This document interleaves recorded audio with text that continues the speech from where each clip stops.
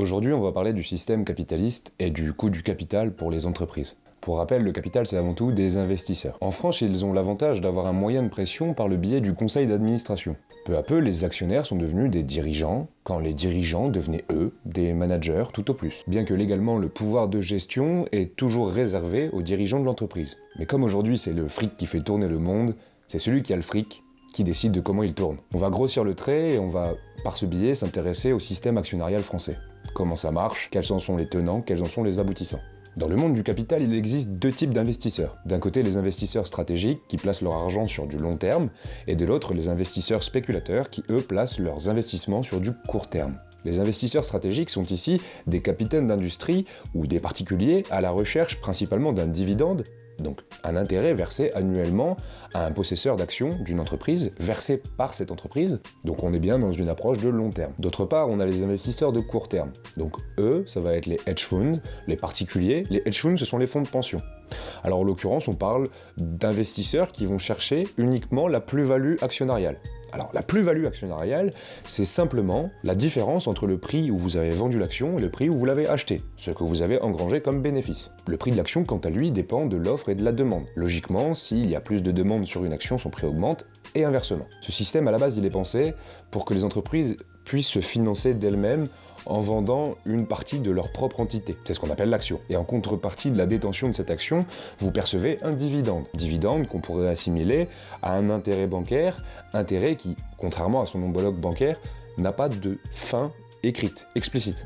La fin, en fait, le dividende arrête d'être versé quand l'action n'existe plus, ou n'est plus détenue par quelqu'un d'autre que l'entreprise. Le réel problème, c'est que peu à peu, ce système qui était là, pensé pour permettre aux entreprises de se financer sans trop de contraintes, s'est transformé en machine à gaz. Et aujourd'hui, on se retrouve avec 40% des investisseurs dans le monde qui sont des investisseurs professionnels. Autrement dit, leur boulot, c'est de faire fructifier l'argent qu'on leur laisse en gage ou qu'ils ont eux-mêmes amassé, uniquement par le biais des plus-values. Donc ce sont des investisseurs de type spéculatif. Dès lors, le mot d'ordre est mise en concurrence des demandeurs de capitaux, autrement dit les entreprises et leurs actions. Et en parallèle, ce qui conditionne le prix de l'action actuellement, ce sont les résultats trimestriels, principalement. Il est donc compliqué pour l'entreprise de justifier un investissement de plus de 3 mois quand son ou ses principaux investisseurs n'ont pour objectif que de voir l'action augmenter, sans quoi ils partiront avec leur argent et leurs investissements. Le cercle vicieux s'enclenche. L'argent ne fait plus que sortir de la poche d'un spéculateur pour rentrer dans celle d'un autre. Autrement dit, l'augmentation de la part des investisseurs dans le monde a poussé les entreprises à toujours augmenter leurs dividendes et toujours s'optimiser pour permettre l'entrée de nouveaux capitaux et se rendre intéressantes auprès des investisseurs sur les marchés financiers. L'autre point à souligner maintenant, c'est de comprendre d'où ils viennent les dividendes. Ils ne viennent pas de nulle part et qu'on l'a dit, c'est l'entreprise qui les fournit. Mais d'où elle les tient ? Elle les tient de sa valeur ajoutée. Cette valeur ajoutée, elle permet aussi de payer les salaires, l'investissement et l'autofinancement de l'entreprise. Donc vous l'aurez compris, si les dividendes augmentent, c'est mécaniquement les salaires, l'autofinancement ou l'investissement qui diminuent. Et depuis les années 90, même plus grossièrement depuis les années 70, c'est au détriment des salaires.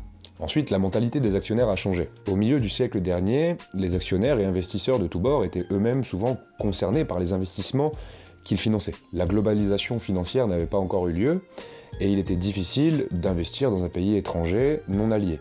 Et avec l'état des alliances entre le 18e et 1950, on peut comprendre très vite que les investissements nationaux étaient privilégiés. Mais le néolibéralisme est passé par là. La globalisation financière a vu l'arrivée de plus en plus d'investisseurs institutionnels, les hedge funds ou fonds de pension, qui étaient là uniquement pour faire fructifier l'argent d'un État. Et en parallèle, on a vu des fortunes colossales émerger. On pourrait parler par exemple de George Soros ou de Warren Buffett. L'objectif était désormais de chercher la rentabilité d'une action à tout prix, et donc naturellement c'est le système entier qui s'est emballé. Cette évolution du système de pensée, elle a 3 raisons principales. Premièrement, la libéralisation des marchés. Des projets de l'économie réelle qui autrefois étaient difficilement liquides, donc difficilement amovibles, on pouvait, une fois avoir investi dans un projet, on ne pouvait plus retirer ses deniers avant la fin du projet. Aujourd'hui, les projets de l'économie sont de plus en plus amovibles, de plus en plus liquides. Les marchés sur lesquels les investisseurs peuvent travailler se sont démultipliés. Ils ont donc pu devenir de plus en plus sélectifs, aller vers des projets toujours plus rentables financièrement. On pourrait citer l'exemple asiatique des années 90, avec des projets avec une rentabilité envisagée de 15 à 20%. Quand dans le même temps, en France, des usines fermées pour cause de rentabilité trop faible, à hauteur seulement de 5 ou 6%. La deuxième explication, c'est l'inflation boursière. La bourse, ça fonctionne grossièrement comme une monnaie ou comme un bien. Si la demande augmente, les prix augmentent, et le nombre d'acheteurs ne fait que croître sur les marchés financiers. Du coup, on assiste à une réelle inflation boursière. Cet emballement aujourd'hui, il provoque ce qu'on appelle la ponction actionnariale des entreprises. Pour rappel, quand une action est vendue, elle est vendue à titre définitif. On l'a dit, il n'y a pas explicitement de fin échue. Et donc, si l'action qui est en ma possession ne fait qu'augmenter, et que moi je suis spéculateur, mais que je vois que ça continue d'augmenter, puisqu'il y a une inflation boursière comme on l'a dit, je continue à garder mon action. Mais le dividende, lui, ne change pas. Donc quand l'entreprise a perçu son capital, elle a reçu une certaine somme, indexée sur le prix de l'action qu'elle a vendue. Quand l'action a augmenté, elle n'a pas vu l'augmentation dans sa poche. L'entreprise n'a pas plus d'argent en sa possession. Mais l'actionnaire, lui, se retrouve avec un dividende augmenté, puisque le dividende est appliqué sur le prix de l'action en cours.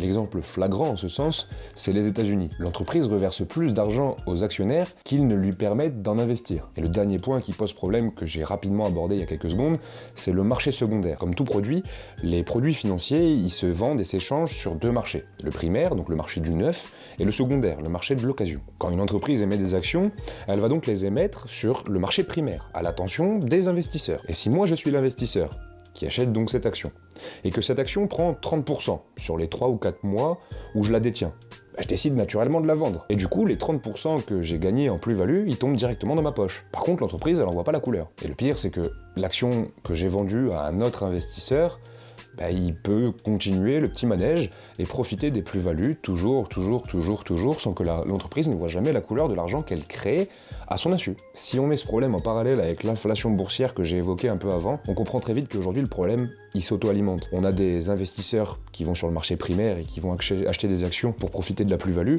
et toujours plus d'investisseurs qui entrent sur les marchés, puisqu'ils veulent profiter des effets d'aubaine qu'on leur promet avec des rentabilités extraordinaires, et de pouvoir devenir rentier avec à peine 15 ou 20 000 euros.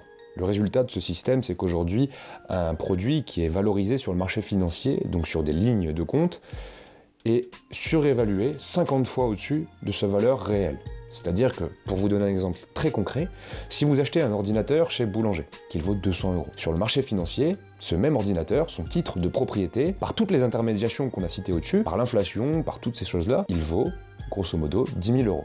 Et ces 10 000 euros, ils sont créés sur absolument rien. Et c'est surtout qu'ils ont été répartis dans la poche de différents investisseurs qui, s'ils sont là, ont déjà beaucoup d'argent. Vous l'aurez compris, la crise des subprimes de 2007 n'était qu'une goutte d'eau par rapport à la vague scélérate qui s'apprête à s'abattre sur nous. Et encore une fois, dans ces temps de campagne électorale, je vous invite à faire le bon choix, à chercher les personnes qui n'encouragent pas un tel système, qui n'encouragent pas toujours plus de dérégulation financière et qui n'encouragent pas toujours plus les investisseurs et toujours plus d'individus, d'acteurs à rentrer sur les marchés financiers. Il est temps de rompre avec ce système, de passer à autre chose, d'essayer, d'expérimenter de nouvelles solutions. La prochaine fois, on essaiera de s'attarder un petit peu plus en détail sur les solutions qui pourraient être envisagées, qui existent déjà, et qu'on va essayer de mettre un peu plus en lumière. En attendant, je vous remercie de m'avoir suivi, et je vous invite très fortement à m'indiquer votre réaction dans les commentaires, laissez un petit pouce si ça vous a plu ou déplu, et si vous êtes convaincu, à partager sur les réseaux sociaux. Salut!